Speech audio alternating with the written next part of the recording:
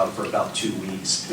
Did that time give you anything, or a chance to kind of evaluate where things went wrong, and how do you expect for things to be different here than maybe some of the missteps you made in Philadelphia?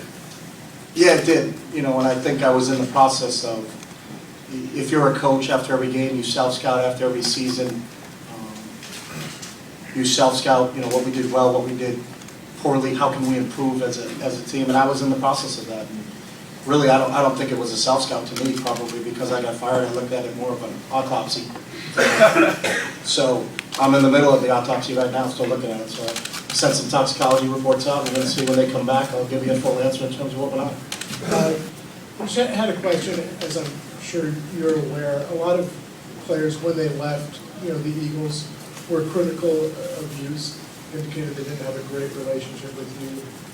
Jeffrey Lurie indicated, at least strongly implied, that you lacked a certain emotional intelligence. I'm sure this is not news to you, but are these criticisms fair? Do they come as a surprise to you? And when you talk about, you know, what you learned from your experience, is this something you can apply to your second head coaching job in the NFL?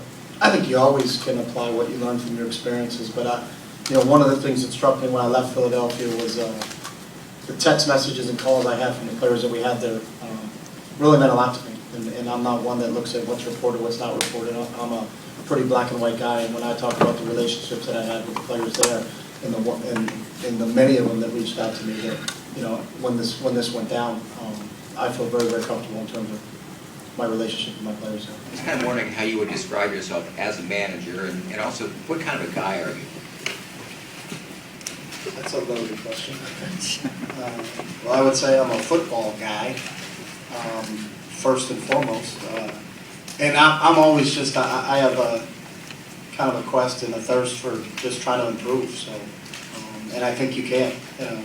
One of the things that attracted me is to come into this part of the country. It's probably the most fertile, creative ground around here. When you look at the companies in Silicon Valley and the whole Bay Area itself, I'm excited to be a part of it. I mean, you walk to work this morning and you smell the air around here, you get smarter. So hopefully that'll teach us to get a couple more W's.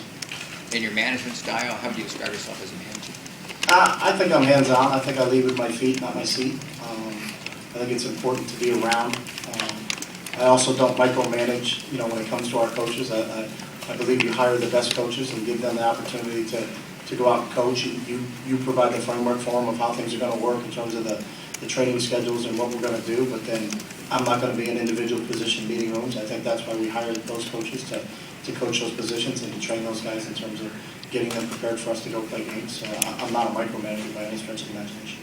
Front row far left, Grant Cohn.